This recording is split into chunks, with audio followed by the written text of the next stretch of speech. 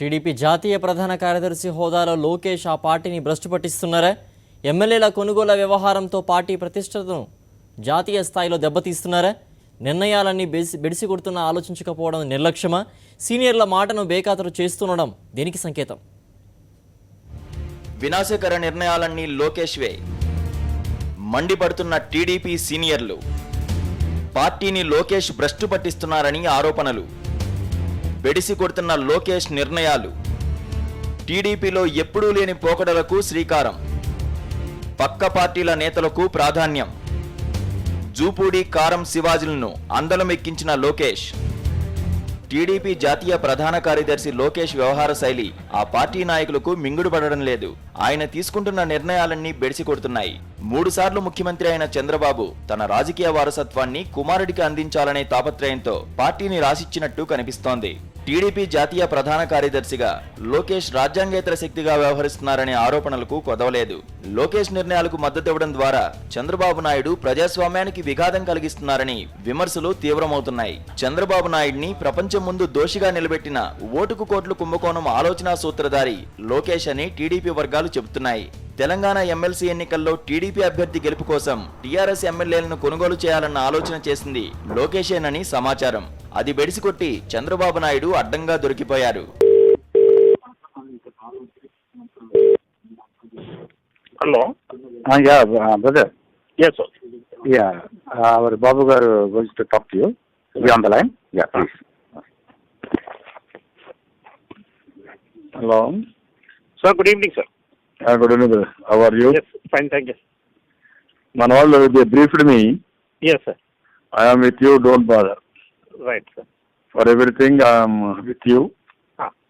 What all they spoke, we'll honor. Yeah, right, sir. Freely you can decide. No problem at all. Okay, sir. That is our commitment. We will work together. No problem. Right. Thank you. Welcome. Thank you. Thank you. Sure. ఇక ఆ తర్వాత GHMC ఎన్నికల్లోనూ లోకేష్ తప్పటడుగులు స్పష్టంగా కనిపించాయి. హైదరాబాద్కు brand ambassador అని ప్రకటించుకున్న లోకేష్ కార్పొరేటర్ల టికెట్ల పంపిణీ వ్యవహారం అంతా స్వయంగా చూసుకున్నారు. హైదరాబాద్ అంతా తిరిగి ప్రచారం కూడా చేశారు. హైదరాబాద్ ను నెంబర్ 1 చేస్తామని చెప్పిన లోకేష్ కు ఒకే ఒక కార్పొరేటర్ నుంచి జీహెచ్ఎంసీ ఓటర్లు జలక్కిచ్చారు. తెలంగాణలో టీడీపీకి దాదాపు సమాధి కట్టిన లోకేష్ ఆ తర్వాత పార్టీని ఏపీకి షిఫ్ట్ చేశారు. అధికారం చేతిలో ఉన్న ఏపీలో లోకేష్ నిర్ణయాలు ఇంకా దారుణంగా ఉన్నాయి. ముఖ్యమంత్రి చంద్రబాబు అయినా అధికారం చలాయిస్తోంది మాత్రం చిన్నబాబే. మంత్రులతో నేరుగా సంప్రదింపులు, సీఎం ఆఫీసులో అధికారులతో సమీక్షలు నిర్వహిస్తున్నారు. ఐఏఎస్, ఐపీఎస్ అధికారులకు టెలిఫోనిక్ ఆదేశాలు జారీ చేస్తున్నట్టు వినికిడి. కేబినెట్ సమావేశాల సమయంలోనూ సీఎం ఆఫీసులోనే లోకేష్ ఉంటున్నట్టు సమాచారం. కాంట్రాక్టులు, పరిశ్రమలకు భూ కేటాయింపు వ్యవహారాలన్నీ చక్కబెడుతోంది లోకేషేనని పార్టీ వర్గాలంటున్నాయి.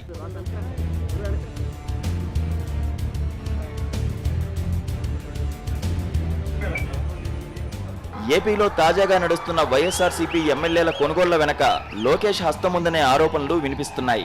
ఏ ఎమ్మెల్యేను కొనాలి, ఏ ఎమ్మెల్యేకు ఎంత ఆఫర్ చేయాలి, ఎవరికి మంత్రి పదవి ఇస్తామని చెప్పాలి, ఈ విషయాలన్నీ డిసైడ్ చేస్తుంది లోకేషేనట.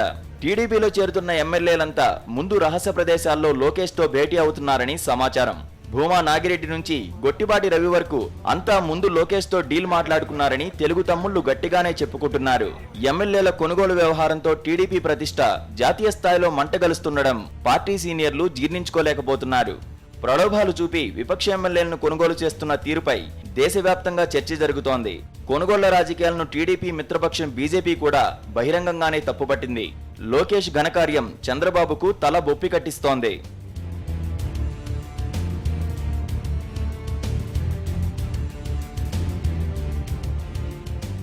కొనుగోలు వ్యవహారం తగదని పార్టీ సీనియర్లంతా విభేదిస్తున్నా లోకేష్ పట్టించుకుంటున్న దాఖలాలు కనిపించడం లేదు. టీడీపీ సీనియర్ నేతలు కరణం బలరాం, రామసుబ్బారెడ్డి, శిల్పా మోహన్ రెడ్డి, తెంటు లక్ష్మీయుడు, కందికుంట ప్రసాద్ బహిరంగంగా తప్పుపట్టారు. అంతేకాదు పార్టీని నమ్ముకున్న వాళ్లను కాదని కొత్తగా పార్టీలోకి వచ్చిన వాళ్లకు పదవుల్లో ప్రయారిటీ ఇస్తుండడం టీడీపీ నాయకులకు రుచించడం లేదు. 2 ఏళ్లలోనే పార్టీని జాతీయ స్థాయిలో భ్రష్టు పట్టించిన లోకేష్ బాబు ముందు ఎలాంటి నిర్ణయాలు తీసుకుంటారోనని టీడీపీ శ్రేణులు మదనపడుతున్నాయి. ఎన్ సతీష్, కరెస్పాండెంట్, సాక్షి న్యూస్, విజయవాడ.